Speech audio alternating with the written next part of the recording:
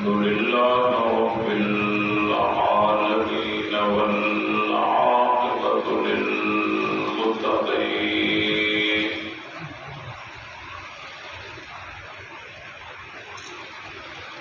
والصلاة والسلام على سيد الأنبياء والمرسلين وعلى آله وأصحابه الطيبين الطاهرين لا سيما على الخلفاء الراشدين المهديين ولعنة الله على أعدائهم الرافضين الكافرين المرتدين أما بعد فأعوذ بالله من الشيطان الرجيم بسم الله الرحمن الرحيم فإن الله هو مولاه وجبريل وصالح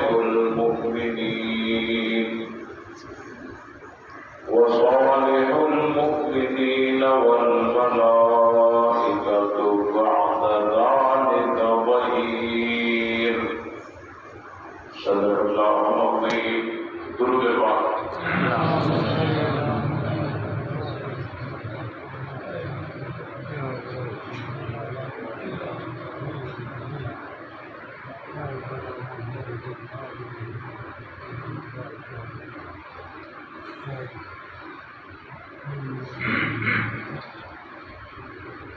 اللهم صل على محمد وعلى آل محمد كما صليت على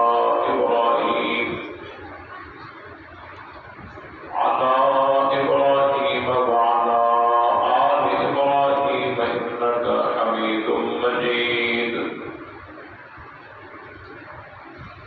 اللهم بارك على محمد وعلى آل محمد وعلى آل محمد وعلى آل إبراهيم إنك حميد مجيد برادران اسلام قابل صد احترام اور میرے عزیز دوستوں بزرگوں بھائیوں قرآن مقدس کی بابرکت محفل اللہ تعالیٰ کے مقدس گھر میں دعا ہے کہ اللہ تعالیٰ اپنی بارگاہ میں قبول فرمائے اور جن ساتھیوں نے محنت کر کے اس پروگرام کا انعقاد کیا ہے اللہ تعالیٰ ان سب کی محنت کو قبول فرمائے جو ساتھی دور دراز سے سفر کر کے اس محفل میں شریک ہوئے ہیں اللہ تعالیٰ ان سب کی حاضری کو شرف قبولی سے نوازے ہم سب کو حق سمجھ کر اس پر عمل کرنے کی توفیق بخشے محرم الحرام کی آج 15ویں تاریخ گزر چکی ہے محرم الحرام کے حوالے سے میں یہ بتانا چاہتا ہوں کہ یکم محرم کو حضرت فاروق اعظم رضی اللہ تعالیٰ عنہ کی شہادت ہے اور 10 محرم کو حضرت حسین رضی اللہ تعالیٰ عنہ کی شہادت ہے ہم حضرت عمر فاروق کو بھی مانتے ہیں اور حضرت حسین کو بھی مانتے ہیں حضرت فاروق اعظم رضی اللہ تعالیٰ عنہ حضور علیہ السلام کے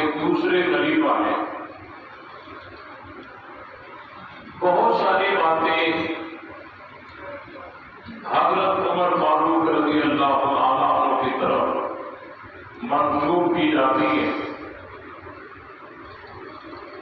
لیکن اللہ تعالیٰ نے ان کو بہت بڑا مقام دیا تھا۔ اگر وہ رکا لکھ کر دریا میں ڈال دیں تو دریا جاری ہو جاتا، اگر وہ ٹھوکر مارے تو زلزلے تھم جاتے تھے۔ حضرت فاروق اعظم رضی اللہ تعالیٰ عنہ اگر زمین پہ مشورہ دیتے تو عرشوں سے قرآن بن کے اترتا۔ آج بھی ان کو حضور علیہ السلام کے پہلو میں آرام کرنا ہے۔ حضرت حسین رضی اللہ تعالیٰ عنہ بھی بڑی عظمت کے مالک ہیں کہ جن کے اسم مبارک کا انتخاب بھی پیغمبر نے کیا، جن کے کان میں اذان بھی اللہ کے نبی نے کہی، اور جن کو گھٹی دینے والے بھی حضور علیہ السلام ہیں، جن کو کندھوں پر اٹھانے والے بھی حضور علیہ السلام ہیں۔ بہرحال ہم حضرت عمر کو بھی مانتے ہیں، حضرت حسین کو بھی مانتے ہیں، اور یہ دونوں ایک دوسرے کو بھی مانتے ہیں۔ حضرت عمر حضرت حسین کو مانتے اور حضرت حسین حضرت عمر کو مانتے ہیں۔ ان کی پیار اور محبت کی بہت ساری روایات، بہت سارے دلائل کتابوں کے اندر موجود ہیں۔ حضرت حسین رضی اللہ تعالیٰ عنہ کی ہمشیرہ حضرت علی کی بیٹی حضرت فاطمہ الزہرا کی لبِ جگر ام کلثوم بنت فاطمہ بنت محمد صلی اللہ علیہ وسلم، حضرت علی نے حضرت عمر کو نکاح میں دیا۔ اس سے آگے میں کچھ نہیں کہہ رہا۔ حضرت علی جس کو اپنی بیٹی نکاح میں دے دے، اب کوئی حضرت عمر پر اعتراض کرنے والا علی والا ہو سکتا ہے؟ جو علی والا ہوگا وہ حضرت عمر پر اعتراض نہیں کرے گا۔ حضرت علی نے اپنی بیٹی ان کو نکاح میں دے کر اعتراضوں کے سارے دروازے بند کر دیے۔ حضرت علی نے ہاں رشتے داری کر رہے ہیں، اور کوئی یوں بھی نہ کہے کہ یہ مولوی ویسے کہہ گیا۔ یہ فریق مخالف کے 35 کتابوں کے اندر یہ حوالہ جات موجود ہیں کہ حضرت علی کی بیٹی خاتون جنت کی بیٹی حضرت عمر کے نکاح میں آئی ہوئی۔ بڑی پیار محبت کی بات ہے۔ اب کر رہا تھا حضرت عمر حضور علیہ السلام کے دوسرے خلیفہ ہیں۔ ہم تمام خلفاء کو مانتے ہیں، حضرت ابو بکر کو مانتے ہیں، حضرت عمر کو مانتے ہیں، حضرت عثمان کو مانتے ہیں، حضرت علی کو مانتے ہیں۔ ان کا کہنا تو یہ ہے کہ جی حضور علیہ السلام نے خلافت تو علی کو دے دی تھی۔ غدیر خون کے موقع پر حضور علیہ السلام نے من کنت مولا ہو فہذا علی المولا ہو کہہ کر علی کو اپنا خلیفہ بنا لیا تھا۔ باقی جو خلیفہ ہوئے وہ سارے ٹھیک نہیں تھے، غصب کرنے والے تھے اور قبضہ کرنے والے تھے۔ حقیقت میں خلیفہ تو علی تھے، ان کا مطلب یہ ہے۔ اور دلیل کے طور پر پیش کرتے ہیں کہ حضور علیہ السلام نے غدیر خون کے موقع پر حضرت علی کا بازو پکڑ کے اور اعلان فرمایا من کنت مولا ہو فہذا علی المولا، یہ خلافت کا اعلان تھا۔ اور پھر آگے یہ بھی کہتے ہیں کہ جب حضور نے یہ اعلان فرمایا تو قرآن کی آیت نازل ہو گئی، الیوم اکملت لکم دینکم، کہ آج میں نے تمہارے لیے تمہارے دین کو مکمل کر دیا۔ دیکھو جی خلافت کا اعلان ہو گیا اور دین مکمل ہو گیا۔ 18 ذی الحج کو غدیر خون کے موقع پر، اور یہی خلیفہ رسول ہیں، اور باقی جو خلیفہ تھے وہ کافر تھے، ظالم تھے، معاذ اللہ۔ یہ ان کا ایک عقیدہ ہے۔ اس پر میں چند باتیں آپ کو بتانا چاہتا ہوں۔ سب سے پہلی بات یہ کہ من کنت مولا ہو فہذا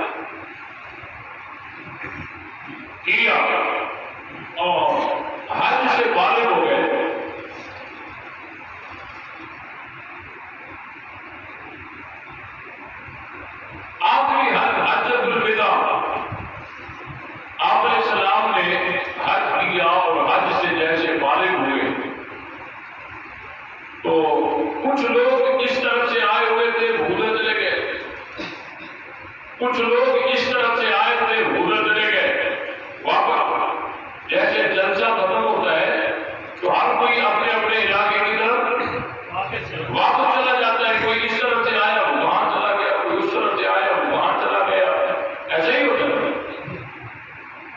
آپ علیہ السلام نے جیسے حج کیا اور حج مکمل ہوا، حج ختم ہو گیا، ارکان پورے ہو گئے، ہر کوئی اپنے اپنے علاقے کی طرف روانہ ہو گیا۔ آپ علیہ السلام نے جانا تھا مدینہ،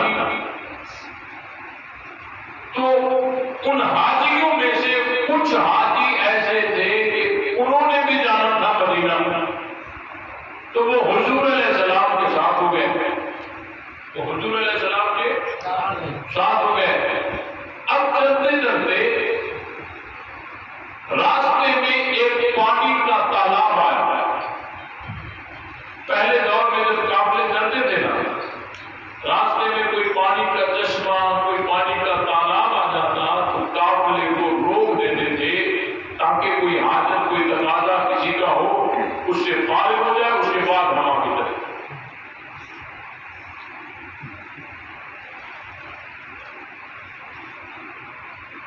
آپ علیہ السلام نے وہ قافلہ روک دیا۔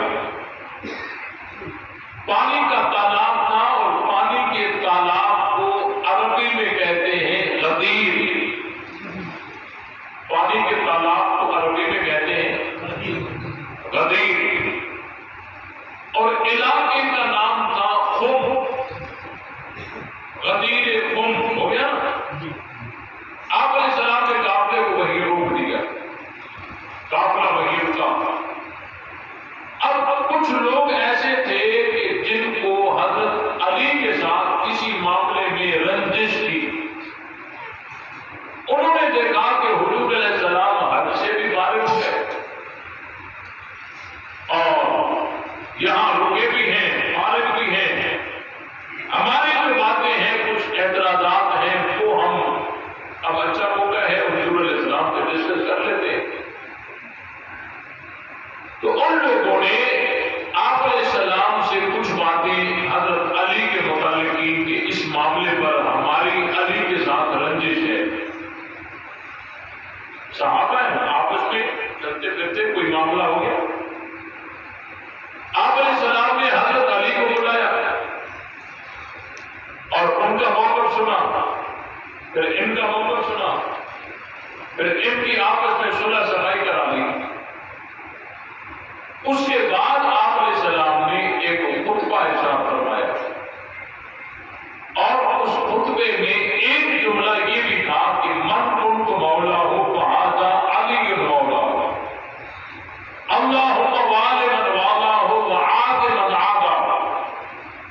آپ علیہ السلام نے فرمایا کہ جس کا میں دوست ہوں علی بھی اسی کے دوست ہیں، اے اللہ جو علی سے محبت رکھے تو بھی اسے محبت رکھ، جو علی سے دشمنی رکھے تو بھی اسے دشمنی رکھے۔ اب آپ علیہ السلام نے ان کی آپس میں صلح صفائی کرا کے اور یہ پیغام جاری کر دیا کہ علی کے ساتھ محبت رکھو، جو میرے ساتھ محبت رکھے گا وہ علی کے ساتھ ضرور رکھے گا۔ یہ بات سمجھ آئی؟ اب یہاں خلافت کی تو کوئی بات ہی نہیں ہے، دور دور تک خلافت کی تو کوئی بات ہی نہیں ہے۔ بھائی جس کا میں دوست ہوں اس کے علی دوست ہے،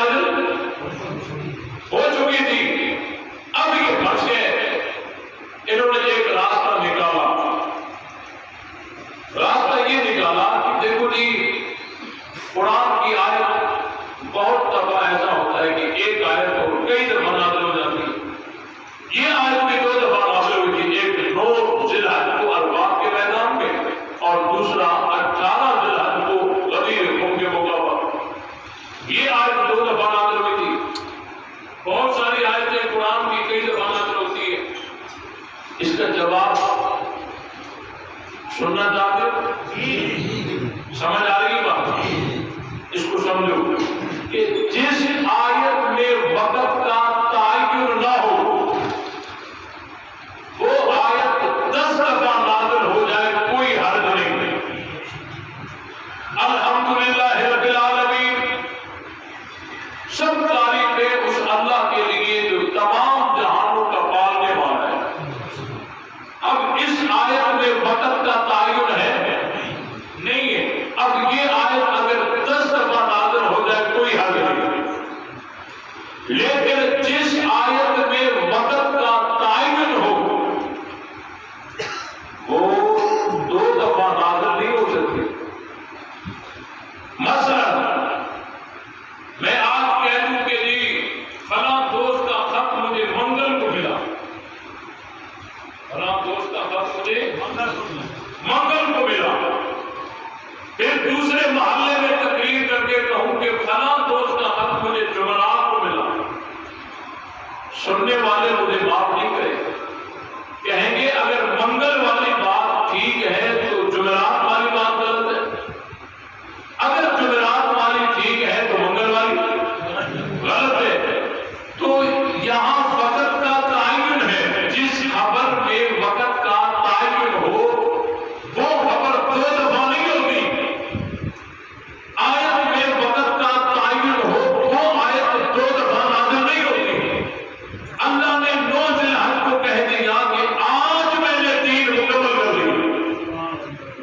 اب کیا اللہ پھر 18 ذی الحجہ کو یہ کہہ سکتے ہیں کہ آج مکمل کر دیا؟ اگر 18 ذی الحجہ کو بھی اللہ کہہ دے کہ آج مکمل کر دیا، 9 کو کہے کہ آج کر دیا، بھئی ان دونوں میں سے ایک بات تو سچی ہوگی ایک غلط ہوگی. یہ آیت 2 دفعہ نازل ہو سکتی نہیں ہے، اور یہ آیت 9 ذی الحجہ کو عرفات کے میدان میں نازل ہو چکی. دوسری بات، اگر حضور علیہ السلام نے علی کی خلافت کا اعلان ہی کرنا تھا، اگر حضور علیہ السلام سمجھ آئے، اگر حضور علیہ السلام نے علی کی خلافت کا اعلان کرنا تھا تو اس کے لیے جگہ مناسب کون سی تھی؟ 9 ذی الحجہ عرفات کا میدان جہاں سارے حاجی موجود تھے وہ مناسب تھی، یا 18 ذی الحجہ کو غدیر خم کے موقع پر جہاں صرف مدینہ جانے والے لوگ موجود تھے؟ جگہ مناسب کون سی تھی؟ 9 ذی الحجہ عرفات کا میدان جہاں سارے موجود تھے، یا 18 ذی الحجہ غدیر خم کا موقع جہاں کچھ لوگ موجود تھے؟ اگر خلافت کا اعلان ہوتا تو وہاں کر دیتے.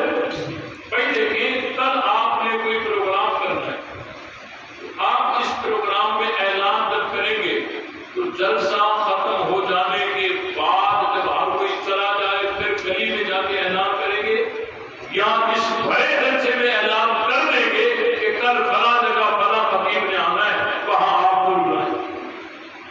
جلسہ بھرا ہوا ہوگا تو آپ اعلان کریں گے، یا جلسہ ختم ہو جائے ادھر والے ادھر چلے جائیں ادھر والے ادھر چلے جائیں ادھر والے ادھر چلے جائیں، پھر کسی راستے میں باہر نکل کے آپ کہیں گے جی فلاں جگہ کل جلسہ ہے ادھر آ جانا. بھائی اگر جلسے کا اعلان کرنا ہوتا تو مناسب تو وہی جگہ تھی جہاں سارے موجود تھے.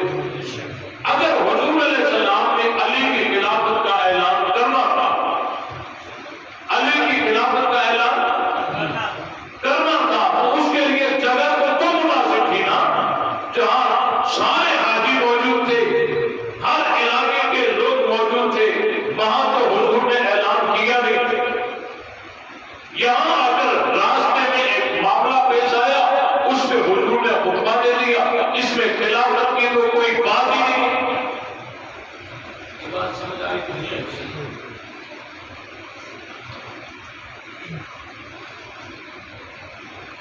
اگلی بات، یہاں خلافت کی تو کوئی بات ہی نہیں ہے. من کنت مولا ہو فہذا علی مولا، جس کا میں دوست ہوں علی بھی اس کے دوست ہیں. اس میں کون سی خلافت کی بات ہے؟ اگلی بات،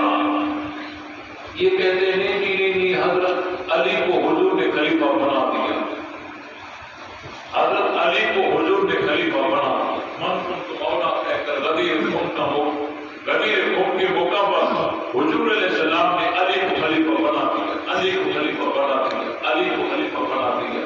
یہ دن میں 20 دفعہ یہ کہتے ہیں. میرا سوال ہے جاگ رہے ہو؟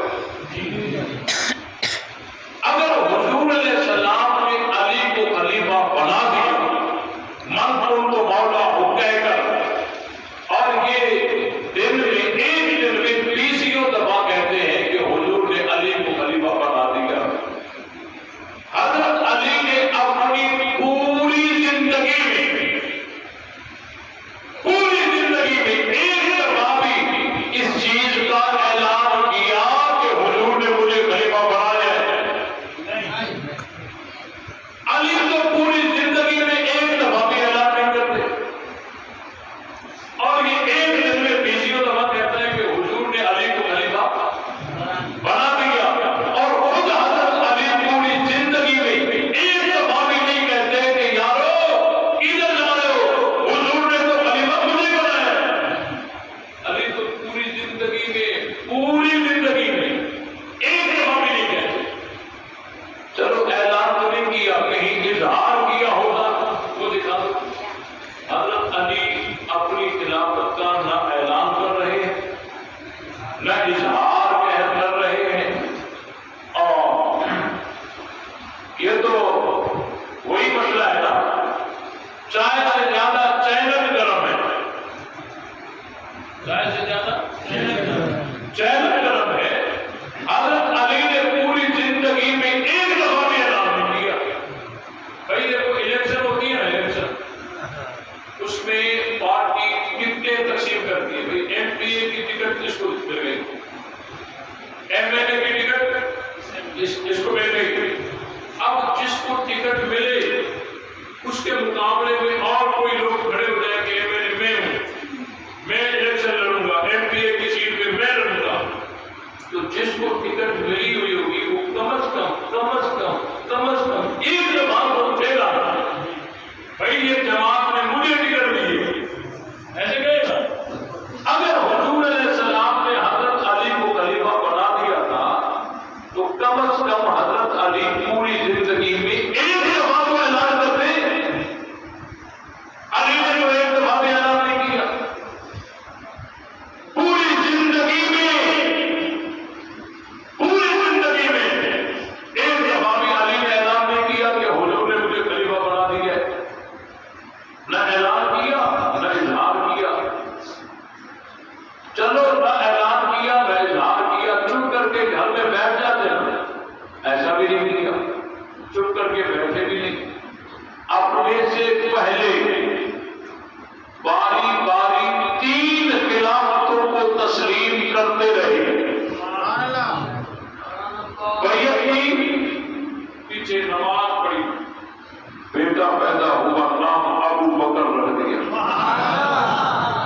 بیعت کی، پیچھے نماز پڑھی، بیٹا پیدا ہوا، نام عمر رکھ دیا. بیٹی پیدا ہوئی، عمر کو نکاح میں دے دیا. پھر بیعت کی، پیچھے نماز پڑھی، اور جب حضرت بیٹا پیدا ہوا نام عثمان رکھا، اور جب حضرت عثمان کے گھر کا محاصرہ ہوا تو بیٹوں کو پہلے دار رکھ دیا. بات سمجھ آئی کہ نہیں؟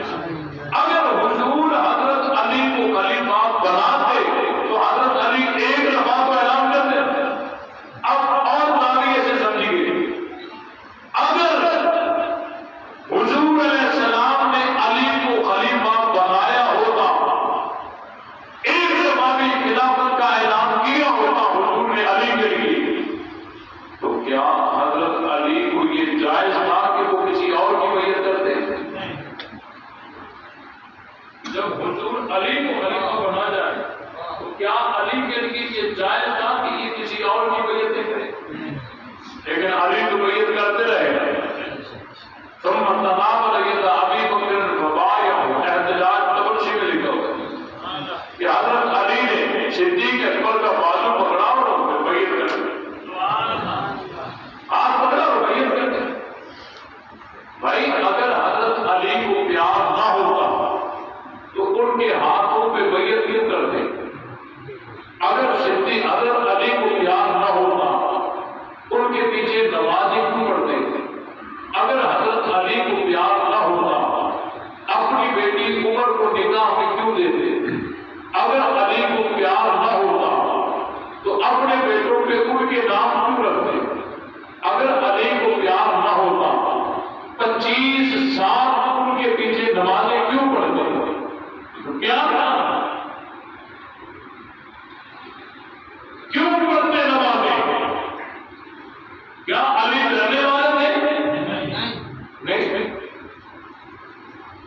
اس کیوں کا ایک جواب آتا ہے.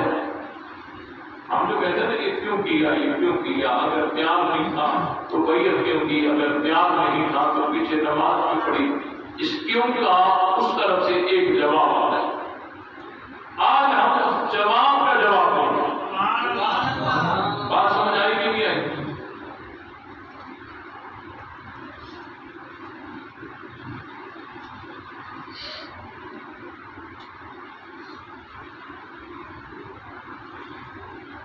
کہتے ہیں کہ صحیح حضرت علی نے جو بیعت کی پیچھے نمازیں پڑھی ان سب کا ایک جواب ہے. ان سب کا ایک جواب ہے. جواب کیا ہے کہ حضرت علی نے تقیہ کیا. بیعت کیوں کی؟ کہا تقیہ کیا. پیچھے نماز کیوں پڑھی؟ کہا تقیہ کیا. اپنے بیٹوں پہ نام کیوں رکھے؟ کہا تقیہ کیا. کیا کیا؟ تقیہ کیا ہے. اندر میں ایک بات، ظاہر میں دوسری بات. اس گئے گزرے دور میں بھی اگر ایسا بندہ کہیں سامنے آ جائے ہم اس کو اچھا نہیں سمجھتے. اندر اندر سے مخالف اور اوپر اوپر کے حضرت حضرت کرتا پھرے، ہم اس گئے گزرے دور میں بھی ایسے آدمی کو اچھا نہیں سمجھتے. یہ وہ نسبت حضرت علی کی طرف ہے. کہتے ہیں حضرت علی تقیہ کرتے تھے اور تقیہ تو قرآن سے ثابت ہے. اصول کافی کے اندر روایت ہے نبی عبداللہ علیہ السلام التقیۃ من دین اللہ. قلت من دین اللہ قال اي والله من دین اللہ. ولقد قال يوسف ايتها العير انكم لسارقون والله ما كان سرقوا شيئا. ولقد قال ابراهيم اني سقيم والله ما كان سقيما. یہ تقیہ تو قرآن سے ثابت ہے. حضرت یوسف علیہ السلام نے اپنے بھائیوں کے سامان میں پیالہ ڈالا اور جب وہ قافلہ آگے چلا تو حضرت یوسف نے اعلان کر کے کہا او قافلے والوں تم چور ہو. حالانکہ وہ چور نہیں تھے. دیکھو جی جو چور نہیں تھے ان کو چور کہا. یہی تو تقیہ ہے. جو چور نہیں تھے ان کو چور کہا. یہی تو تقیہ ہے. ایک دلیل. اور دوسری دلیل کہ حضرت ابراہیم علیہ السلام کے پاس قوم والے آئے اور کہا کہ ہمارے ساتھ میلے میں چلو. تو حضرت ابراہیم نے کیا کہا؟ میں بیمار ہوں. اصول کافی والا کہتا ہے واللہ ما کان سقیما. اللہ کی قسم وہ بیمار نہیں تھے. دیکھو جی بیمار نہیں تھے اور کہا میں بیمار ہوں. یہی تو تقیہ ہے. دو دلیل. کتنی دلیل؟ تیسری دلیل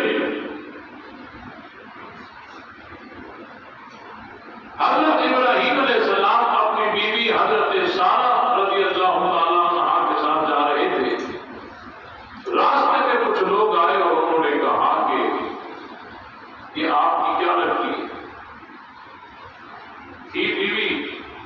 لیکن حضرت ابراہیم نے جواب دیا ہاتھ ہی اختی، یہ میری بہن ہے. دیکھا یہی تو تقیہ ہے. بہن نہیں تھی اور کہا بہن ہے. یہی تو تقیہ ہے. کتنی دلیل ہوگی؟ تین. چوتھی دلیل کہتے ہیں کہ حضرت ابراہیم علیہ السلام ان کے بت خانے میں اندر چلے گئے. بتوں کو توڑا، کسی کی کمر توڑی، کسی کی گردن توڑی، کسی کا بازو توڑا. جیسے ہی وہ واپس آئے انہوں نے دیکھا کہ ہمارے بتوں کے ساتھ یہ حسد کس نے کی ہے. حضرت ابراہیم نے بت توڑ کر جو کلاڑا تھا وہ بڑے بت کی گردن میں لٹکا کے واپس گھر میں بیٹھ گیا. یہ واپس آئے. انہوں نے کہا کہ ہمارے بتوں کے ساتھ یہ حسد کس نے کی ہے. تو حضرت ابراہیم نے اس کو شک پڑا. آپ سمینا ابراہیم ایک نوجوان ہے جو ہمارے بتوں کو برا بلا کہتا ہے. اس کا نام ابراہیم ہے. اس کو بلاؤ. اس میں شک ہے. حضرت ابراہیم کو پوچھنے لگے یا ابراہیم، یہ کام تم نے کیے ہمارے بتوں کے ساتھ؟ تو حضرت ابراہیم نے جواب دیا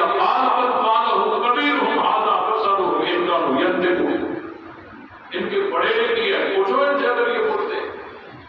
دیکھو جی یہ کام کیا ہوتا، کہا بڑے بزرگ، یہی تو نتیجہ ہے۔ کتنی دلیلیں ہو گئی؟ چار۔ ابھی تو ہے آپ کی دلیلیں کتنی دی ہیں؟ چار۔ ان کے جوابات میں انشاءاللہ ضرور دوں گا کسی دوسری دفعہ۔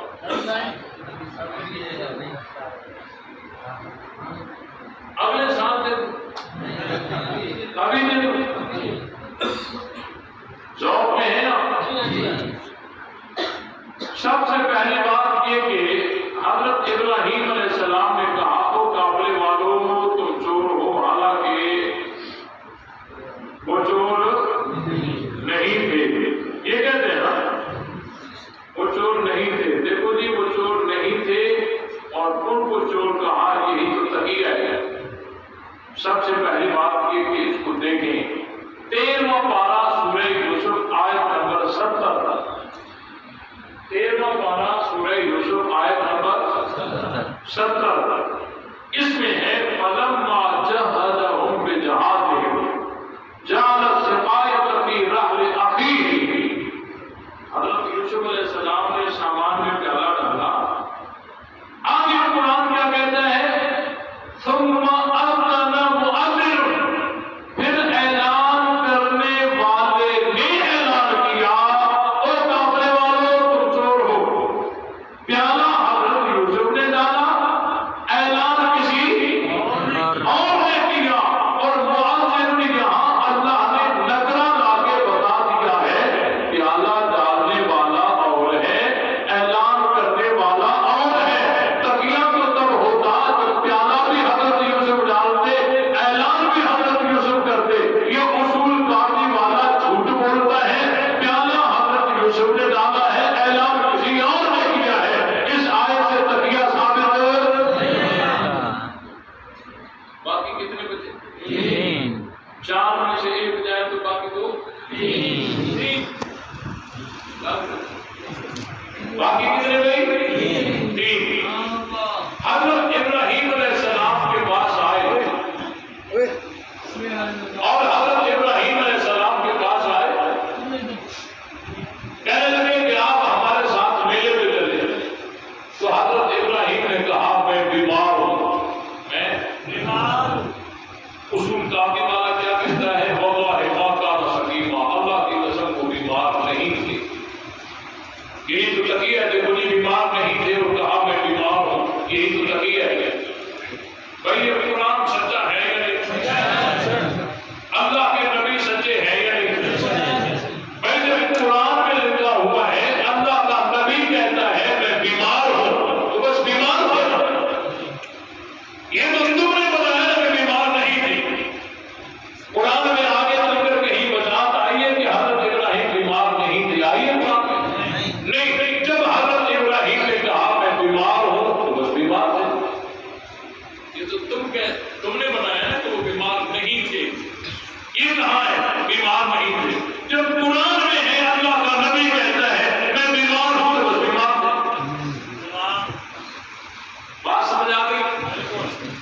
یہ مسئلہ بھی حل ہو گیا۔ ایک ایک دلیل کے بہت سارے جوابات ہیں، میں صرف ایک ایک دیتا جاؤں، آسان فہم عام فہم جو آپ کو سمجھ میں آتا ہے۔ باقی کتنے بچے؟ دو۔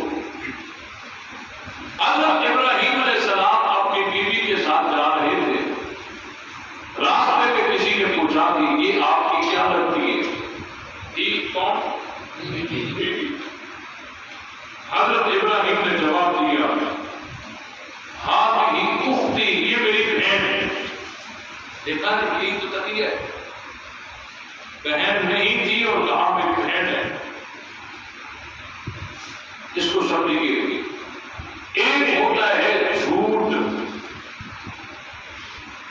اور ایک ہوتا ہے توریہ۔ علماء اس کو جانتے ہیں۔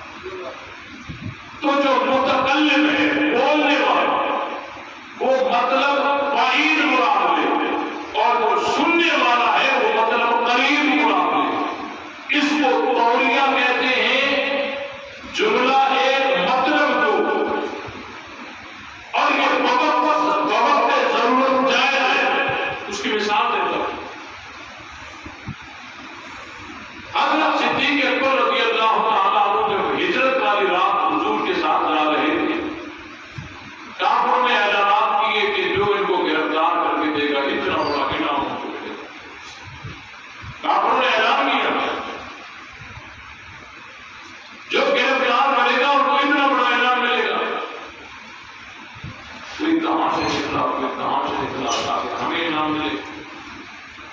حضرت ابو بکر صدیق اور حضور علیہ السلام جا رہے ہیں. آگے سے کچھ لوگ آ گئے. انہوں نے صدیق اکبر کو تو پہچان لیا لیکن حضور علیہ السلام کو نہیں پہچانا. تو صدیق اکبر سے پوچھنے لگے کہ یہ آپ کے ساتھ کون ہے؟ یہ آپ کے ساتھ کون ہے؟ اگر صدیق اکبر بتا دیتے ہیں کہ یہ حضور علیہ السلام ہے تو یاری جاتی ہے کہ پکڑوا دیا. ہو سکتا ہے کہ انہی میں سے کوئی ڈھونڈنے والا ہو سکتا ہے، ممکن ہے. اگر بتا دیتے ہیں کہ یہ حضور علیہ السلام ہے تو یاری جاتی ہے. اگر کوئی اور نام لے کر بتاتے ہیں تو صداقت جاتی ہے کہ صدیق اور غلط بیان ہے. تو صدیق اکبر نے یاری بھی بچانی تھی، صداقت بھی بچانی تھی. تو صدیق اکبر نے جواب دیا ہاں الرجل یہدی بالسبیل، یہ آدمی مجھے راستہ دکھانے والا ہے. انہوں نے سمجھا پہاڑی راستہ دکھانے والا ہے. صدیق اکبر نے مراد لیا جنت کا راستہ دکھانے والا.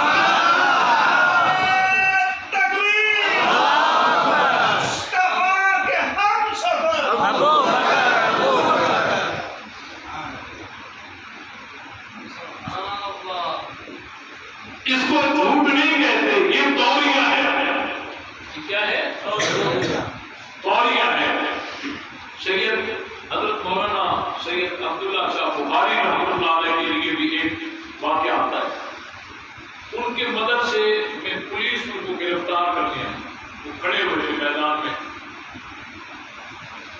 پولیس باہر فیس ان کو پہچانتی نہیں تھی. انہوں نے آ کے حضرت سے ہی پوچھا کہ مولانا عبداللہ شاہ بخاری صاحب ادھر ہیں؟ تو حضرت دیکھ رہے تھے کہ یہ مجھے پہچان نہیں رہے. ایک قدم آگے ہو کے فرمایا ابھی تو ادھر کھڑے تھے، ابھی تو ادھر کھڑے تھے، دیکھو ڈھونڈو تلاش کرو. ابھی تو ادھر کھڑے تھے، ڈھونڈو دیکھو تلاش کرو. انہوں نے کمروں میں ادھر ادھر تیزی سے جو ہے نا سب شروع کیا کہ ابھی تو ادھر کھڑے تھے تو ابھی ادھر ہی ہو گیا. تو اب یہ تھا توریہ. اس کے دو مطلب تھے. ایک مطلب یہ تھا کہ ابھی تو ادھر کھڑے تھے اب پتہ نہیں کدھر گئے. ایک مطلب یہ تھا. اور دوسرا مطلب یہ تھا کہ ابھی تو ادھر کھڑے تھے اب پھر ادھر کھڑے. بات سمجھائی؟ تو آگے جملہ حضرت نے چھوڑ دیا، پہلے والا بتا دیا کہ ابھی تو ادھر کھڑے تھے. اب انہوں نے سمجھا کہ ابھی تو ادھر کھڑے تھے اب پتہ نہیں کدھر گئے. لیکن حضرت نے مراد لے لیا کہ ابھی تو ادھر کھڑے تھے اب پھر ادھر کھڑے تھے. تو یہ توریہ ہوتا ہے، تقیہ نہیں ہوتا. حضرت ابراہیم علیہ السلام جس علاقے سے گزر رہے تھے وہاں کا بادشاہ ظالم اگر کسی کے ساتھ بیوی ہوتی تھی تو چھین لیتا تھا، اگر بہن ہوتی تھی تو نہیں چھینتا تھا. حضرت ابراہیم علیہ السلام کے ساتھ بیوی تھی. اب انہوں نے پوچھا یہ آپ کی کیا لگتی ہے؟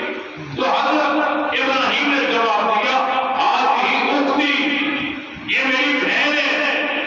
پلٹ کے بیوی سے کہا، البدایہ و نہایہ میں لکھا ہوا ہے، بیوی سے کہا ما علی وجہ الارض مؤمن غیری وغیرہ، کہا کہ اب اس وقت یہاں تیرے اور میرے علاوہ کوئی مومن نہیں ہے.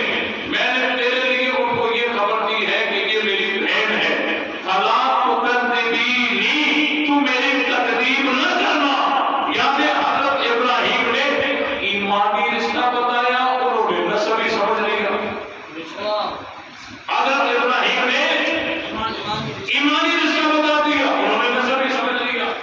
تو یہ توریہ تھا، تقیہ. یہ بات سمجھ آ گئی؟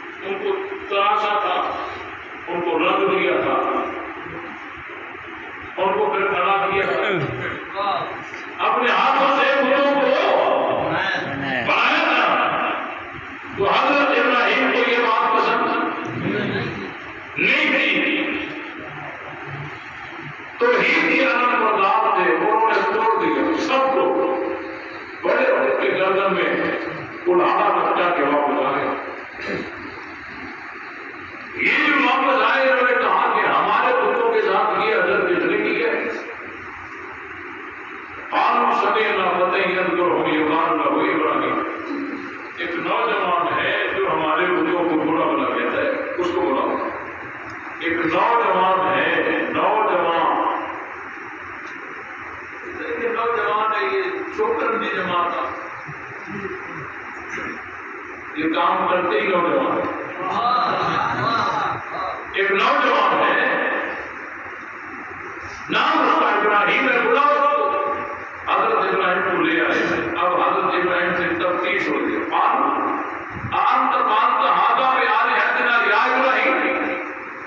ہمارے بتوں کے ساتھ یہ حضرت نے کیا ہے ابراہیم؟ تو حضرت ابراہیم نے جواب دیا قال ورفعه كبيرهم هذا فاسألهم إن كانوا ينطقون. حضرت ابراہیم نے کہا ان کے بڑے نے کیا، پوچھو ان سے کر یہ بولتے بڑی کی طبیعت ہے کیا خود کہا اور کہا بڑے بچ کے لیے. اس کا جواب سننا چاہتے ہو؟ جان رہے ہو 17واں پارہ سورہ انبیاء آیت نمبر 63. 17واں پارہ سورہ انبیاء آیت نمبر 63. یہاں پر آپ جب دیکھیں گے نا قال بل فعلہ کے بعد قرآن میں چھوٹا سا قوم لکھو، چھوٹا سا قوم لکھو. قال بل فعلہ کے بعد چھوٹا سا قوم لکھو. قوم بڑا ہے، لکھا ہوا چھوٹا ہے. تفسیر کبیر میں لکھا ہوا ہے کہ یہ قوم جو ہے یہ جماعت وقف کی علامت ہے. جماعت وقف کا مطلب کیا ہے کہ وقف کرو بھی جائے نہ کرو بھی جائے. میں دونوں صورتوں میں جواب دوں گا. وقف والی صورت میں آ جاؤ. حضرت ابراہیم سے پوچھنے والوں نے پوچھا یہ کام تو نے کی ہے؟ تو حضرت ابراہیم نے جواب دیا قال بل فعلہ من فعلہ، یہ کام کیا ہے کرنے والے نے، جس نے بھی کیا ہے. وقف کر کے کہا کبھی ہم ہاتھا فصل ہوئے ان کا بڑا ان کا یہ ہے پوچھو ان کر کے بولتے ہیں یہ کام تو نے کیا ہے، یہ کام کیا ہے کرنے والے نے، بڑا ان کا یہ ہے پوچھو ان کر کے بولتے ہیں. تو وقف والی صورت میں تکیہ ہوتا ہے نہیں ہوتا. بھائی ایک اسٹوڈنٹ تھا، اس کو سر میں درد ہو گیا، استاد کے پاس آیا، استاد جی مجھے سر میں درد ہے، مجھے چھٹی دو، گھر جانا تھا. استاد نے چھٹی دی. لڑکے نے کہا مجھے رکا لے کر دو تاکہ چوکیدار کو دکھا کے میں نکل جاؤں، چوکیدار وغیرہ مجھے نہیں چھوڑے گا. استاد نے لکھ کر دیا کہ روکو مت جانے دو، روکو مت جانے دو. یہ لڑکا رکا لے کے آیا، چوکیدار سے کہنے لگا کہ استاد نے مجھے چھٹی دی ہے اور یہ مجھے لکھ کے دیا، یہ لکھو روکو مت جانے دو. تو چوکیدار رکا دیکھ کے کہتا ہے یہ تو لکھا ہے روکو مت جانے دو. بات سمجھائی؟ وہ لڑکا کہتے نہیں یہ لکھا ہے روکو مت جانے دو. چوکیدار کہتے نہیں یہ لکھا ہے روکو مت جانے دو. اب دیکھیں وقف تو آگے پیچھے کرنے سے مانا بدل گیا. تو حضرت ابراہیم سے پوچھنے لگے یہ کام تو نے کی ہے؟ تو حضرت ابراہیم نے کہا یہ کام کیا ہے کرنے والے نے. وقف کر کے کہا بڑا لگے ہے پوچھو ان سے کر کے بول. تو اس صورت میں تقیہ ثابت. یہ بات سمجھ آئی؟ اب آئیے بغیر وقف والی صورت میں، بغیر وقف والی میں تفسیر کبیر میں لکھا ہے کہ بغیر وقف والی صورت میں قال بل فعلہ کبیرہم ھذا کے بعد ان نطق کو شرط معذوف نکلے گا. پھر معنی یہ ہوگا کہ ان کے بڑے نے کیا ہے اگر یہ بولتے ہیں. جزا مقدم شرط مؤخر، ان کے بڑے نے کیا ہے اگر یہ بولتے ہیں. شرط اور جزا کا تعلق ایسا ہوتا ہے کہ اگر شرط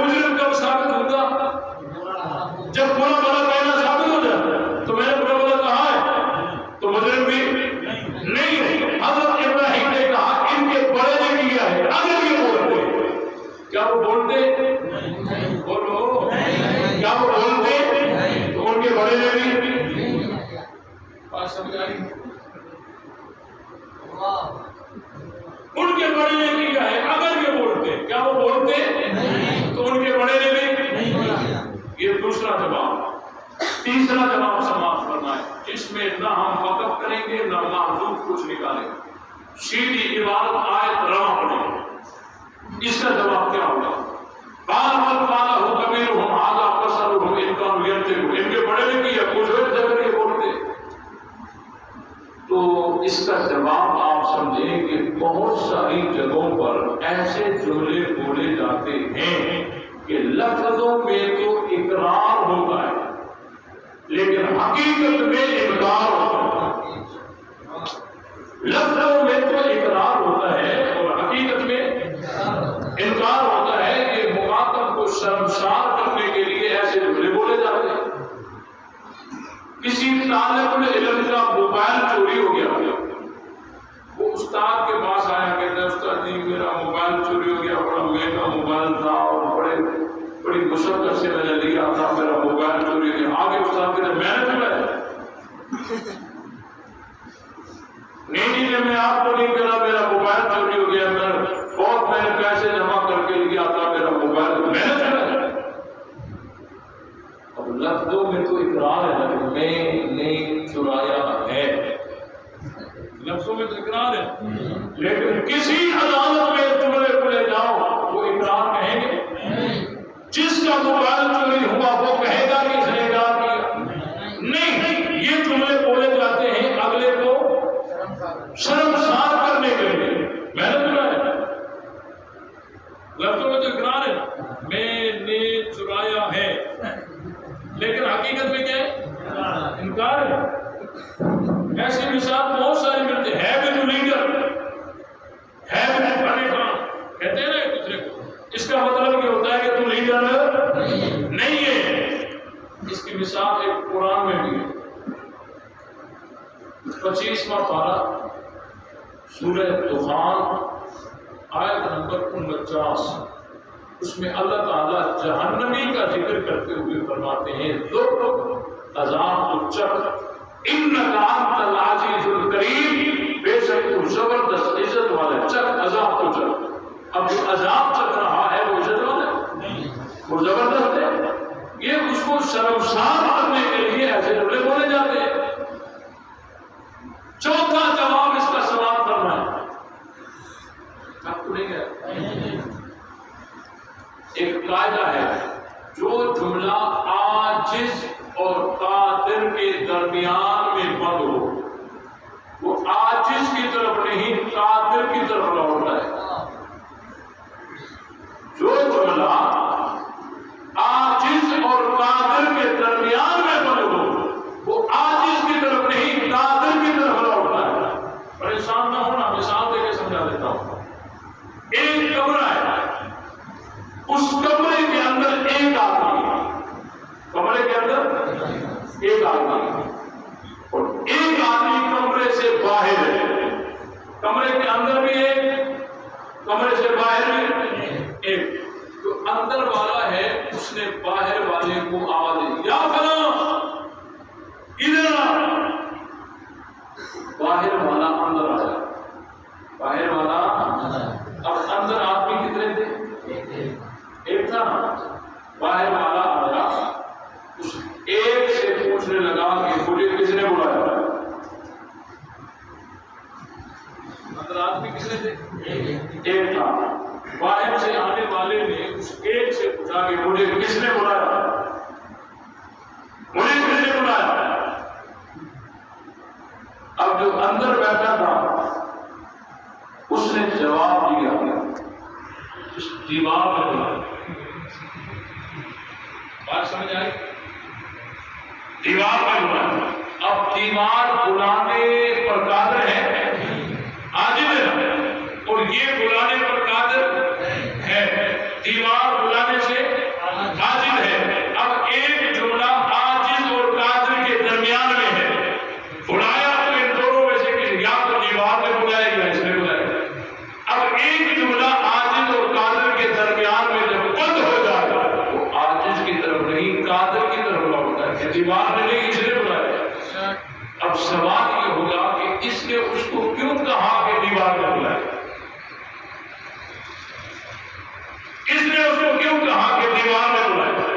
اس کو شرمسار کرنے کے لیے بے وقوف یہاں کوئی 8-10 بیٹھے ہیں جو تو پوچھ رہا ہے کس نے بلایا؟ میں اکیلا ہی تو بیٹھا ہوں. بات سمجھائے؟ اس کی شرمسار کرنے کے لیے کہا نا.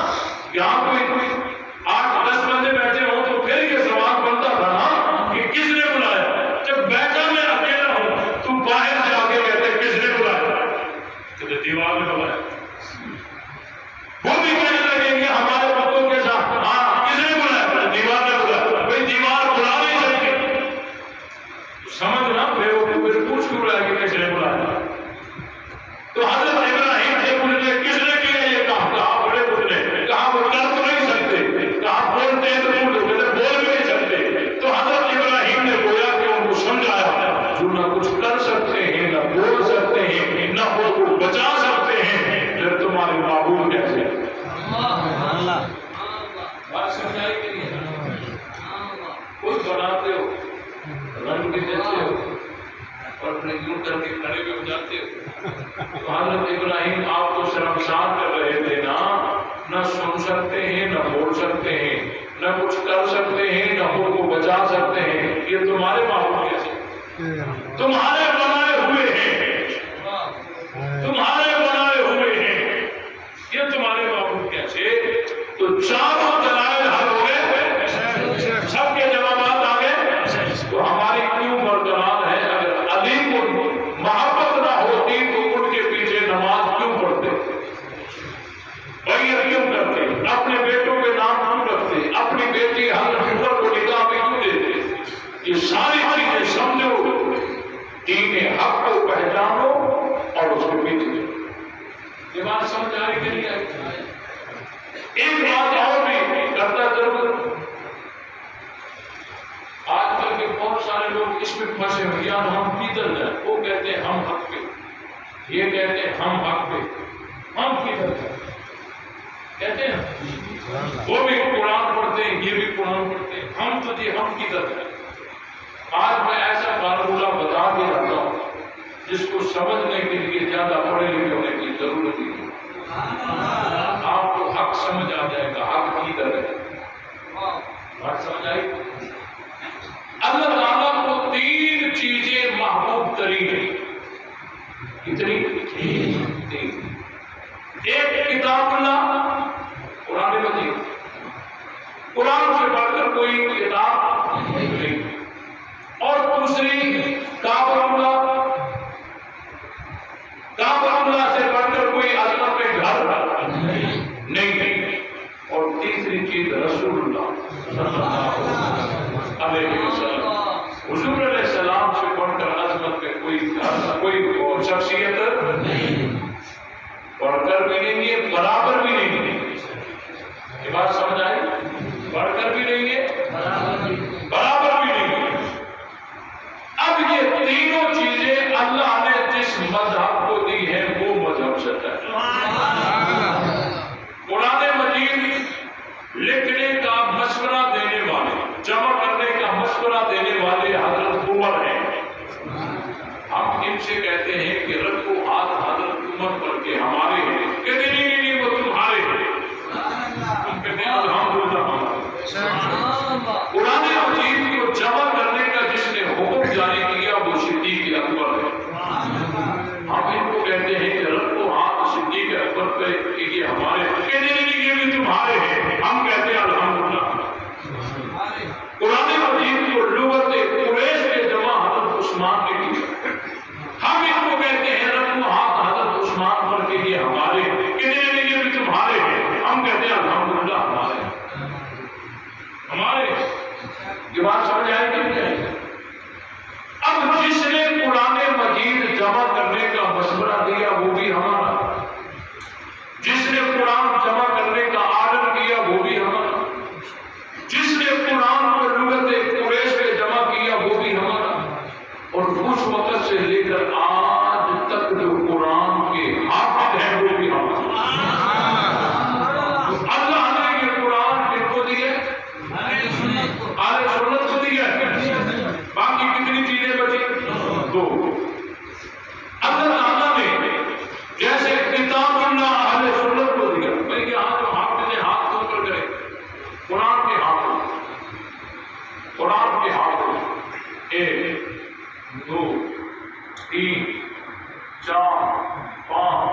6 7 8 9 10 11 12 13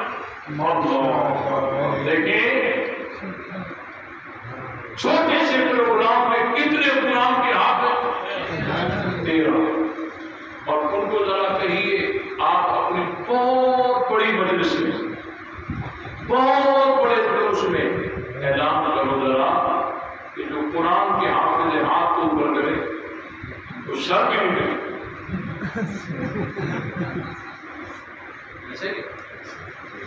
اللہ نے قرآن کے کو دیا آگے سنت کو دیا آئیے بیت اللہ کعبۃ اللہ ہمیں آزان کس کی آ رہی ہے ان کی ہے یا ہماری نماز پڑھانے والے جو امام ہیں ایک کے بعد دوسرا دوسرے کے بعد تیسرا تیسرے کے بعد چوتھا چوتھے کے بعد پانچواں پانچویں کے بعد چھٹا چھٹے کے بعد ساتواں اس وقت سے لے کر آج تک جو امام کے بعد امام امام کے بعد امام نماز پڑھانے والے آتے گئے ان میں سے کوئی ایک بھی اس مذہب کا تھا سارے ہمارے تو کعبۃ اللہ ہمیں اذان بھی ہماری نماز بھی ہماری تو اللہ نے کعبۃ اللہ بھی دیا اہل سنت کو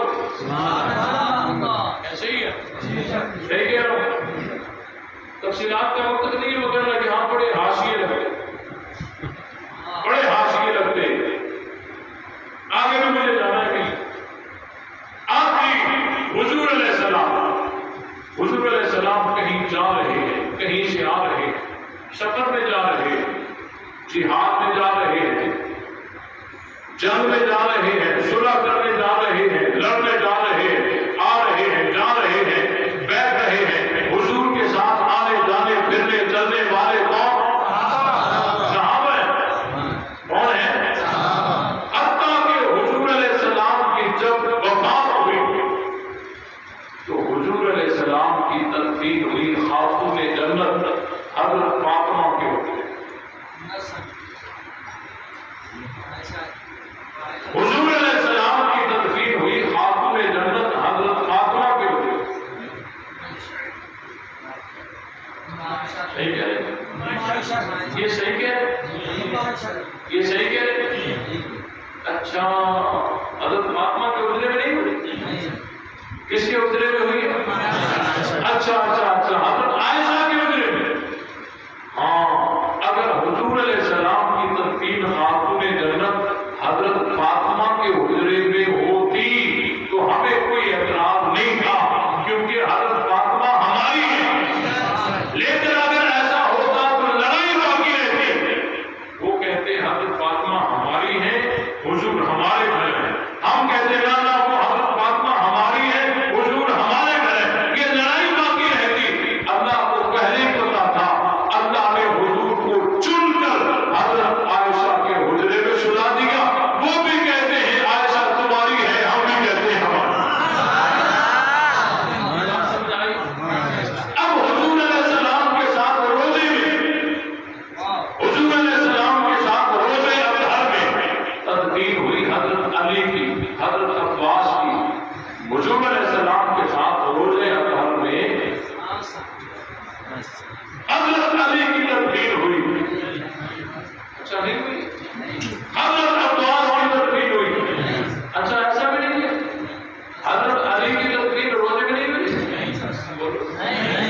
حضرت عباس کی ان کی بھی نہیں ہوئی اچھا اگر حضرت علی اور حضرت عباس کی تدفین حضور علیہ السلام کے روزے میں ہوتی تو ہمیں کوئی اعتراض نہیں تھا کیونکہ علی بھی ہمارے ہیں عباس بھی ہمارے ہیں ایسا ہوتا ہمیں کوئی اعتراض نہیں تھا لیکن لڑائی باقی رہتی وہ کہتے کہ ہمارے آدمی حضور کے ساتھ سوئے ہوئے ہیں ہم کہتے نا وہ ہمارے آدمی ہے یہ لڑائی باقی رہتی اللہ کو پہلے سے پتا تھا اللہ نے چن کے ایسے یار سنا دیے کہ وہ بھی کہتے ہیں تمہارے ہیں ہم بھی کہتے ہیں ہمارے